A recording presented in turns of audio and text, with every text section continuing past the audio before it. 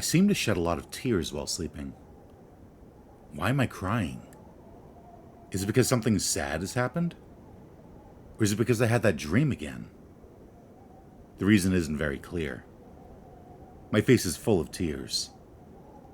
When I tried to wipe my face, I suddenly felt an inexplicable sense of incongruity. My right hand can't reach my face. I felt pain in my wrist. That kind of stimulation made my consciousness a little clearer. I slowly woke up my still-dazed self and looked at my right wrist. There is an unfamiliar bracelet around it. It's dark, shiny, and looks very sturdy. There's even a chain attached to it, which makes it far from what you can call cute. This is not to my liking. The chain is the biggest problem. As soon as I move my right hand, the chain tightens, making me unable to move. My right hand was pulled over the top of my head and restrained.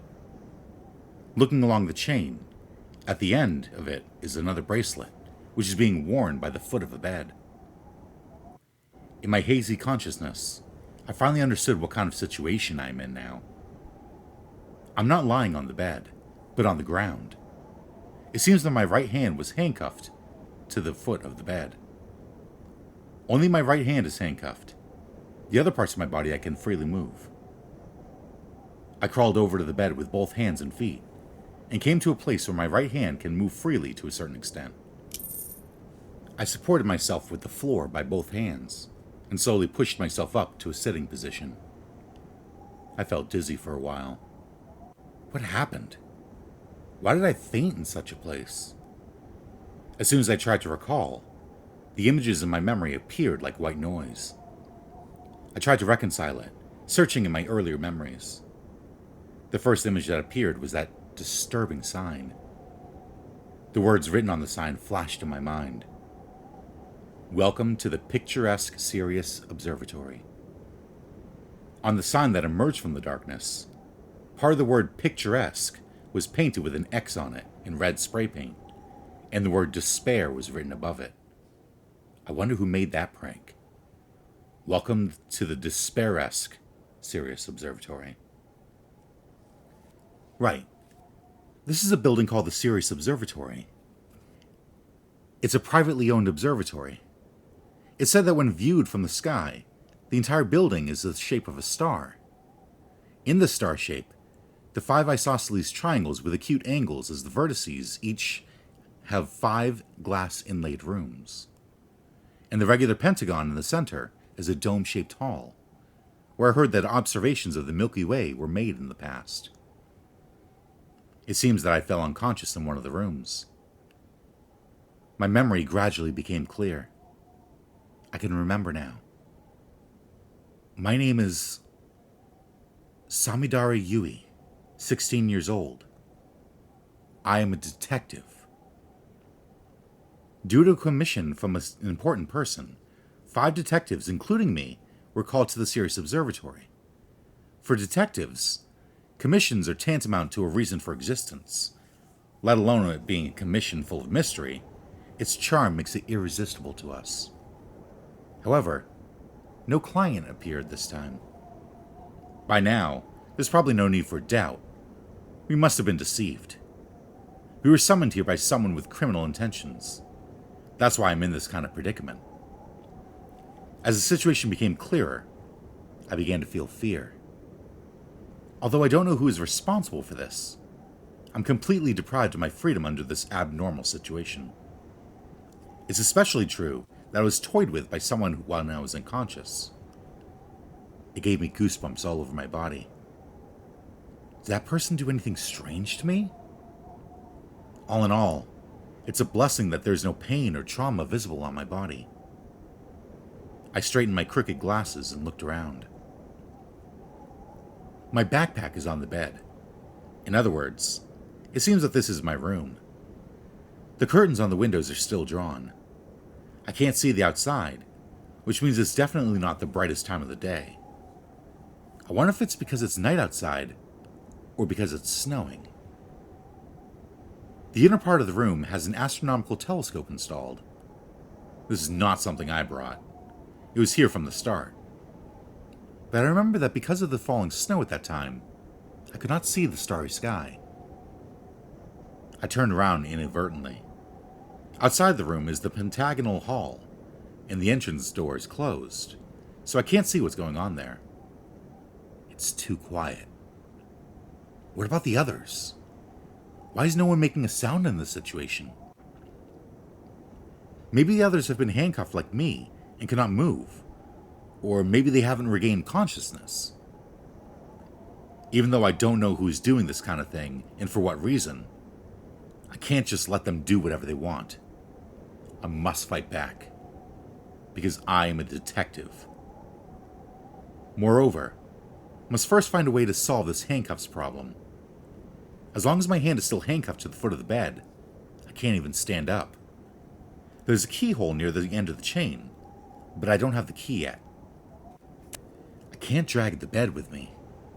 The legs of the bed are cylindrical, each supporting the four corners of the bed, and the handcuff is attached to one of the legs.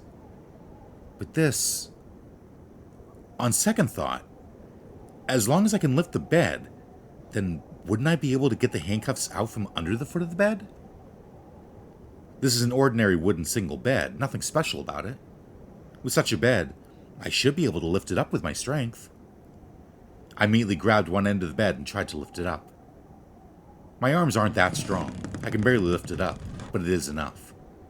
As long as a gap can be created, enough to take the handcuff off from the foot of the bed. At the count of 3, I lifted up the foot of the bed a few centimeters. I took off the handcuff from the gap. It was successful, and surprisingly easy for me to regain my freedom. Did the person who threw me into the situation think that a girl's strength can't lift this bed? If this is the case, then I'd like to thank them for such an oversight. I was finally able to stand up. Standing up all at once made me feel a little dizzy, but it didn't matter. I did a little flexion and extension exercise, and then I stretched hard. No problem.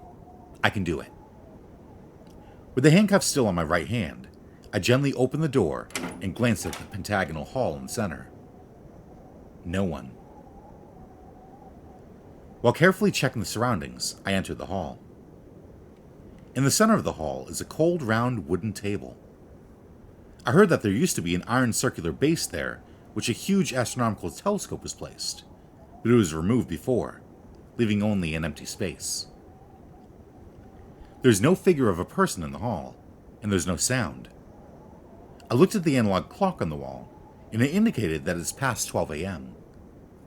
Judging from the darkness outside, it should be midnight. It's already the next day. Where is everyone?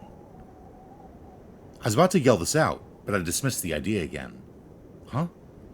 That's... Around the round table, I saw 2 legs of a child poking out. Black loafers and black knee-high socks. At that moment, I already knew who they belonged to. Those are for one of the detectives who came with me. Kyoko Kirigiri. With how her legs splayed on the ground, it looks like she's lying on her stomach. She's motionless. I walked around the round table with my eyes moving upward along her legs, and approached her little by little. Her legs looked very fragile. From the calves to the pale thighs, the slender curves revealed the youthfulness of a girl. The skirt still kept its neat creases, spreading from her waist to the ground. Is she okay? I wanted to walk up to her, but stopped again. She's lying on the ground with the right side of her face down, and facing me, with a 3 strands braid on her face, blocking her small mouth, and her eyes are still tightly closed. Her skin doesn't look like it has the slightest temperature on it, and this coldness was visible on her ever since the first time I met her. It hasn't changed much, but it looks more conspicuous now. Could it be that she's dead? No, her thin back is undulating slightly. Did she just pass out? I can't tell clearly from this distance. Having said that, I'm a bit hesitant and don't want to lean over to confirm her condition. Because for some reason, next to her right hand, there's a huge pair of scissors covered with blood. Are they garden shears? It's the kind of shears used with both hands. The thick blade looks like it can cut branches no matter how thick they are. This thing is generally used to trim trees. But what was it used to cut that painted that much blood over it? I thought it was her blood at first, but when I looked at her more, there are no wounds on her body, and no traces of bleeding on her clothes or on the floor. So whose blood is on the shears? The shears fell next to her hand. From this point of view, maybe she used it as a murder weapon. The situation made me feel so terrified that I hesitated to approach her at all. What happened to Kyoko Kirigiri? Whose blood is that? I have to find out. I left her in place for the time being and walked through the hall. My goal is the room closest to me, the door of which is slightly open. I open the door gently. The lights are turned on inside the room, and even though the curtains on the windows are pulled, I still don't know what's going on outside. A human figure protrudes from the blanket on the bed. Someone is sleeping there. It should be one of the detectives who came with me here. From the entrance of the room, he seems to be sleeping very peacefully. So peacefully that it doesn't even look like he's breathing. I walk to the bed tremblingly, looking at the bed. The man has his mouth open slightly and staring at the ceiling. I seem to remember his name being Amino Eigo, 35 to 40 years old, and he's a practicing detective. He didn't notice my presence at all. His eyes are open, and he's sleeping deeply. I'm sorry to interrupt your sleep. I still tried to talk to him, but no response. I already knew very well that no matter how much I call for him, it would be to no avail. Because from the time I stepped into the room, I noticed a faint smell of despair in the room. The man is motionless with his eyes open. I desperately restrained myself from screaming, slowly stretched out my hand, grabbed the blanket, and uncovered him bit by bit. At this moment, the man's head turned to my side. My hair on my body stood up and I jumped back. The man's head turned on the pillow, and his nose got buried in the cushion and stopped moving. Generally speaking, it's impossible for the neck to rotate like this without the part below the neck of the main body moving. There is no sign of movement. Not only that, but the position of the man's head is obviously telling me something is wrong. Now that the blanket is uncovered, the reason is clear at a glance. The man's head is severed from the neck. Under the blanket is filled with blood, and the bright red color stimulated my retina. I felt it burning. I looked away and immediately left the scene in order to keep away that color from my field of vision. My body trembled unwillingly, and I suddenly felt a chill. Is it because the temperature has dropped? Or is it because I've witnessed a terrifying corpse? It's obviously cold, but my whole body is sweating. I staggered to the room next door. Just like the room I was in before, the door is slightly open with a slit, and a little bit inside the room can be seen from the crack in the door. Sure enough, there seemed to be a detective on the bed with a blanket over him. I don't want to see. I don't want to know anything more. But I have to see. I have to know. I call myself a detective. I have to face reality. No matter what kind of tragedy and despair is waiting for me. I stepped into the room and walked to the bed. At first glance, the room showed no sign of being entered. The man is sleeping on the bed. His sleep can even be described as beautiful and graceful. He wears light gray sunglasses, but he can't hide the shadow of death on his face. He's NB Shita, a young detective. No, I should say he was a detective when he was alive. I lifted the blanket to take a look, and sure enough, his head is also severed. And not only that, I discovered an interesting fact. The head, which is placed on the pillow facing up, undoubtedly belonged to the person called Envy. But the body below the neck looked like someone else's. Envy's body should be a strong, muscular one. However, the body lying under the blanket belonged to a middle-aged man with a big belly. I know who this body belonged to. That's for one of the detectives who came with me here. A man named Inuzuka Ko. What's going on here? This is strange from beginning to end. I can hardly contain all this information that is spinning around in my small head. I rushed out of the room and went to the other room next door. I've already guessed what's in there. There lies the body of Inuzuka Ko on the bed. However, I still have to check whether this is actually Inuzuka's corpse. The body seems to belong to someone else, and that the body is different from Envy's. Maybe the body belonged to Amino, the first one I saw. As it turns out, the heads and bodies were replaced in a triangular order. I embraced myself, letting my cold body conserve a little warmth, and returned to the hall dejectedly. Everything's messed up. Why did things turn out like this? Among the 5 people who came to the Sirius Observatory, 3 people ended up dead. Moreover, their bodies were switched, and their heads were severed for some reason. The Sirius Observatory had no one but us, and when we arrived here, there was a snowstorm outside at about the same time. The building was in a state of isolation by the heavy snow, and it's safe to consider that there was no third-party intervention. Amino Eigo, Enby Shita, Inuzuka Ko, Samidara Yui, Kyoku Kirigiri. 3 were killed, and 2 are alive. Of course, I can say that I did not kill them. Although there are still some places in my memory that are uncertain. Is it possible for me to forget about me killing these 3 guys? That also means I handcuffed myself? Someone else must have did that. Maybe that person is going to kill me next. Then who is this person? Using the process of elimination, I can deduce that the only other survivor is the murderer. Which means it's actually her. I return to her. Kyoku Kirigiri is still lying on the floor of the hall. Her head is properly attached to her neck. It must be easier to cut off that thin neck compared to cutting the necks of the other bigger men. But she was not killed, and the murder weapon is still near her hand. She's a girl who radiates an aura of innocence the more you look at her. Could it be that she's the one who cut off the necks of the 3 men one by one? This is obviously ridiculous. But I kept a certain distance and observed her. Although she's a cute girl, her appearance is inexplicably enigmatic and mysterious. I also got this feeling from when she spoke that she's very vigilant and will not easily reveal her true thoughts. She became a detective at her age. Maybe there's some reason for it.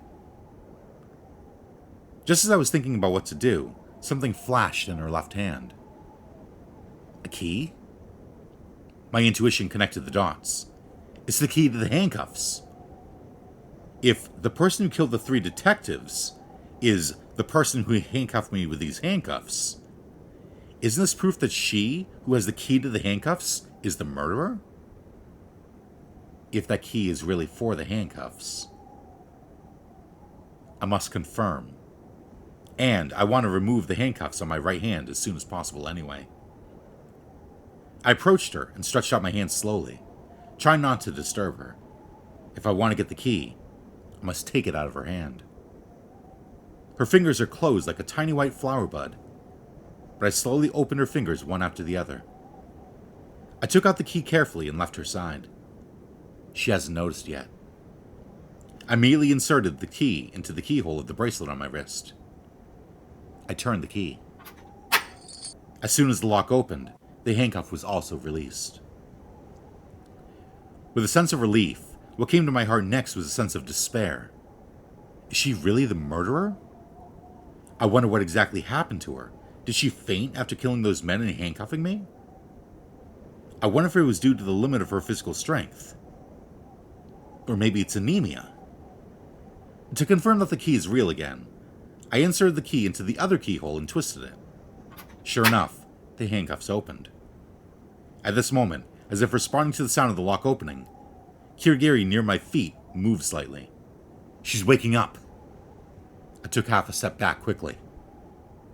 She's still lying motionless, opened her eyes and stared at the floor for a while. Then she propped up her body and looked up at me with a surprised expression while rubbing her eyes. She stayed in an unsuspecting, slanting posture with her legs to the side. Then, she inadvertently saw the shears that are on the ground. For an instant, the expression of the innocent girl seemed to freeze suddenly. She stretched out her right hand, trying to pick up the shears. "Don't move!" I gave her an order to stop, but her hand didn't follow that. I have no other option. I stomped to the ground and lunged at her, quickly approaching her and handcuffing her left wrist. And then I pulled the chain forcefully, touching the other handcuff to the armrest of a nearby armchair. Her body is now connected to the armchair. This armchair is for one person to sit on. It's not very big, but with her thin arms, there should be no way to drag it around. She can no longer reach the shears with her right hand. She stopped and turned to me with a blank expression on her face. However, I noticed a slight hint of reproach hidden in her eyes. "Why did you do such a thing, One-sama?" Kirigiri didn't shout loudly, but asked in a calm tone. One-sama. Even though she said so, there was not a trace of softness or cuteness in her eyes. However, that was still taken for granted. It was originally me who asked her to call me that. That said, if she's calling me this with such an innocent expression, I might really mistake her for my real sister. To dispel the sadness that inadvertently rushed to my heart, I shook my head. "You're asking me why? I should be the one doing that." I kicked the shears on the floor away from her. "I thought I met a good friend. Did you kill all 3 of them?" "3? Killed?" She widened her eyes for a moment, then dropped them as if lost in thought. "So, it's already too late." She's still sitting on the ground and lowered her head, feeling very dejected. "Don't play dumb. Why'd you kill them? And what do you want to do to me?" "Calm down. I'm not the murderer." "What do you mean you're not the murderer? Who else would be the murderer here besides you? 3 out of 5 people were killed, and we're the only ones left. Since I'm not the murderer, that leaves only you to blame." "Is there any evidence that Yui One-sama is not the murderer?" "Evidence? The witness is right in front of you," I pointed to myself. "Until just now, I've been unconscious. When I woke up, all 3 of them were already dead. I know I didn't kill them, just like I know I'm without a doubt a 16-year-old female high school student and a Virgo. In this case, then I can also be a witness to myself and prove that I'm innocent." "No, it doesn't work in your case. You had shears that looked like the murder weapon in your hand, and you had the key to the handcuffs that cuffed my hand. The hard evidence is very clear. What can you refute about these things?" I looked down at her with my arms folded. Her 2 legs are still stretched out on the ground, and she's slumped down next to the chair, keeping her posture looking up at me. No matter how I look at it, I clearly have the upper hand both in the physical and the moral position. "As for the shears, I only saw it just now. And as for the key to the handcuffs, I have no recollection of it at all. You were holding the key in your hand." "Someone made me hold it in my hand." Kirigiri shook her head slowly. "It seems that when I lost consciousness, someone set up the situation." "And the person you're talking about is..." "Who knows? They may have been one of the detectives who came with us here. Or it may have been you, One-sama. Like I said, it wasn't me. I'm a victim." "If you were to ask me, I would say I think One-sama who suddenly attacked me is acting more like the murderer." She raised the handcuffs of her left hand to show me. "I didn't attack you. I did that for self-defense, because I didn't want you to get the shears." "If a pair of blood-stained shears is on the ground, you'd normally want to pick it up and check it, right?" "It's not normal. I myself would never do that." "Even though you're a detective?" She tilted her head, raised her eyes looking at me, and asked. I was speechless and bit my lip. Didn't someone get killed? If this is the case, then you should check the murder weapon even more to see if the shape of the victim's wound and the murder weapon are the same. Is a murder weapon usable by everyone? What are its distinctive features? How much does it weigh? What's its length? There are many other factors. Of course I understand this stuff, I interrupted her angrily. But it's not a good idea to touch it with your bare hands, detective lady. Wouldn't it be stained with fingerprints? Yes, it was negligence on my part. I was still a little drowsy at the time. Sorry. She simply apologized. Or maybe that pair of shears is already covered with your fingerprints, and you want to touch it to conceal that. You could interpret it that way. She squinted at the shears. But are you sure that the murder weapon is this pair of shears? Most likely. If you want to cut off a person's neck easily, this looks very suitable for the job. Cut off a person's neck? Yes, all three had different heads and torsos. Anyway, you did it. Even if your arms are this thin, if you have these sturdy gardening shears, you should be able to cut necks in one fell swoop. She didn't show any reaction to my words, and the silence lasted for a while. I expected her to be frustrated by the suspicion she was receiving, or even show a sad expression, but the girl's eyes are still very calm. It seems that something difficult to understand has happened. Her eyes are so clear and innocent that they seem to glow with a glimmer of transparency. Yeah, I can't understand it at all, I replied harshly. A girl like you actually being a serial murderer. I'll say it again. I'm not the murderer. Can't you still understand that, Yui Onisama? Then who is the murderer? The others are dead. They can't pretend to be dead because their necks have been cut. Or do you still think I'm the murderer? No, she replied immediately. Although I said the opposite just now, I don't think Yui Onisama is the murderer. That's surprising. There should be no other way for her to think about the situation than the claim that I'm the murderer. Maybe there's a benefit to her for excluding me from the list of suspects. Why do you think so? Recall what happened before we lost consciousness. At that time, I think it was around 8 p.m. Everyone was gathered in this hall and discussing what to do with dinner, correct? Correct. At that time, we were at a loss because of the false commission. It was pitch black outside. There was still a snowstorm, and no way to go back. We stood around the round table discussing what to do next. At that time, without any warning, one person fell down first, as if he was a rag doll. He fell limp all of a sudden, and just laid on the ground. Afterwards, white smoke erupted out of nowhere. Someone shouted fire, but there was no sign of fire, and I didn't feel any rise in temperature. We panicked, and all of a sudden, I completely lost consciousness. I don't know what happened then. This was the source of the smoke, right? Kirigiri pointed to the bottom of the round table. There's something there like a small aluminum can. What is this? I got under the round table and dragged it out. It looks like a can of juice, but it has no opening. It's a homemade smoke grenade. Someone threw it under the round table. Fortunately, it didn't have tear or sleeping gas, but because of the thick white smoke, our sight got completely blocked. Because I lost consciousness very quickly, I didn't know what happened afterwards. What happened? Who knows? I'm not quite sure myself, but seeing everyone starting to fall down one by one, I quickly pretended to faint and laid on the ground, Kirigiri said. Pretended? What do you mean pretended? Are you saying that you were okay all this time? Yes, because the smoke itself wasn't harmful. I believe the reason why everyone fell unconscious wasn't because of the white smoke, but because of other reasons. In fact, the first person fell before the smoke came out, right? It may be that someone made us drink a sleeping agent at some point. Do you remember anything like this? A sleeping agent? Not including the others, at least for me, after I came to the Sirius Observatory. I wasn't offered anything from anyone. That means I shouldn't have been drugged. When I think about it more, before I lost consciousness, I did feel somewhat dizzy. At the time, I thought it was just me being unwell. By the way, you said you're the only one who avoided fainting. How did you do that? I guess it's because I've had training, she said without emotions. I'm very good at perceiving danger. But when I do that, in many cases it's nothing more than an ominous premonition or a warning. I can explain it logically only in retrospect. My grandfather always described it as hearing the footsteps of the Shinigami. I often heard that great mathematicians can skip the calculation of the middle formulas and directly find the answer, and then having to go to great lengths to prove them. Could it be that she's also a genius to this level?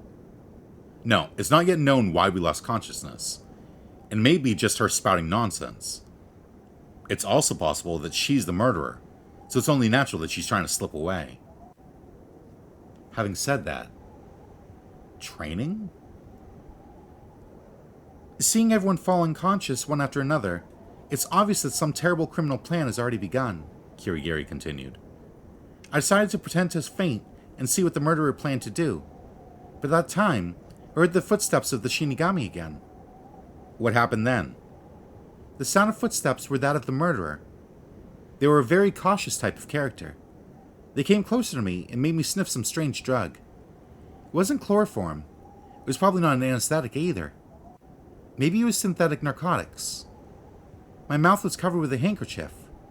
I temporarily held my breath and tried not to inhale the drug, but I lost consciousness without knowing it.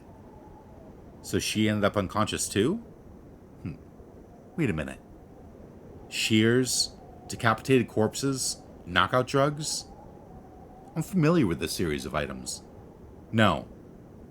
I know these items. Could it be...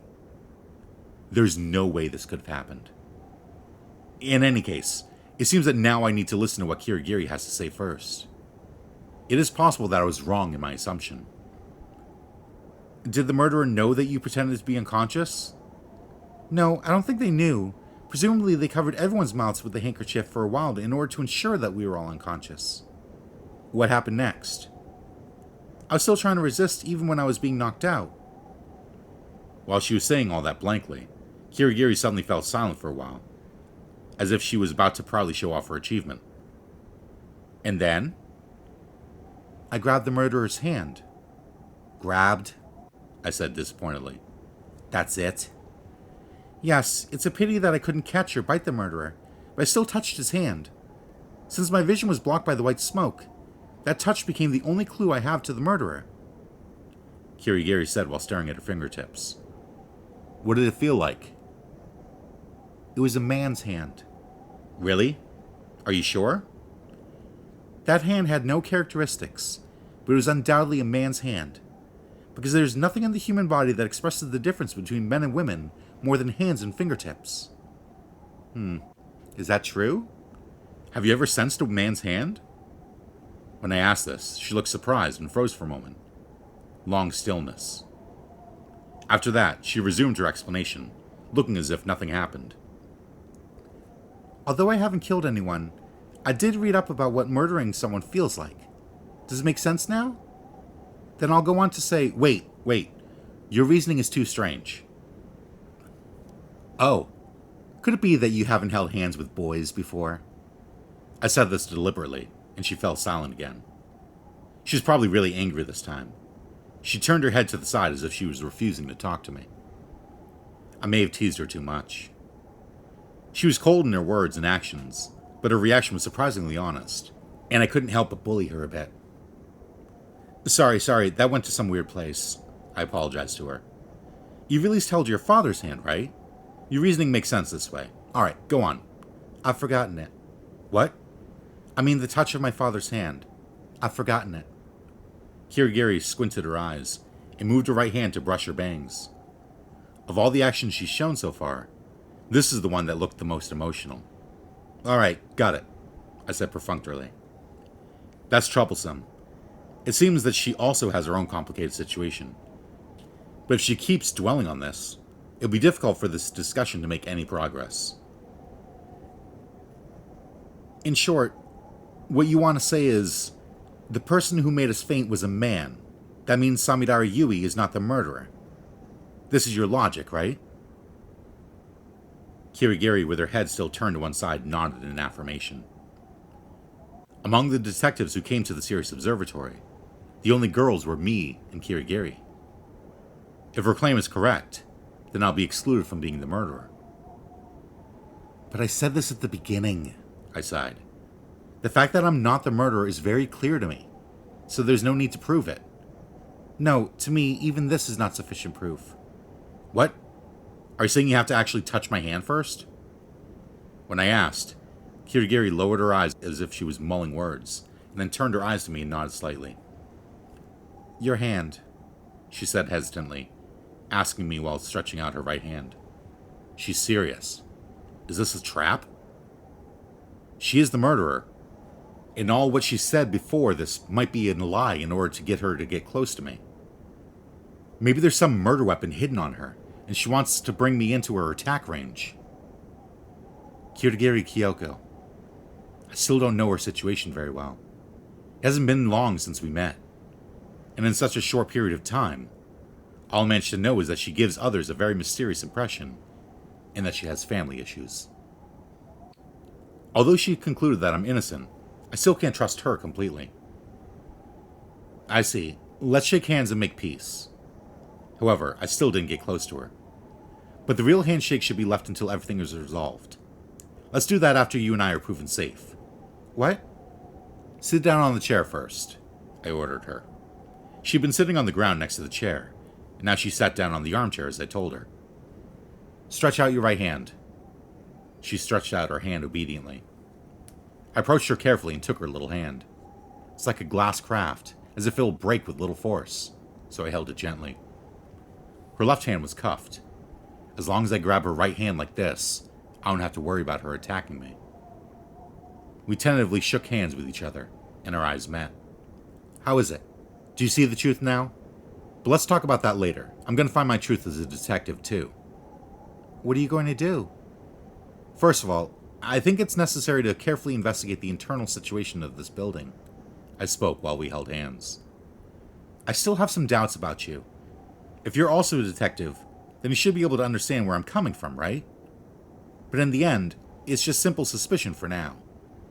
In order to identify you as the murderer, another important condition should be met, that is.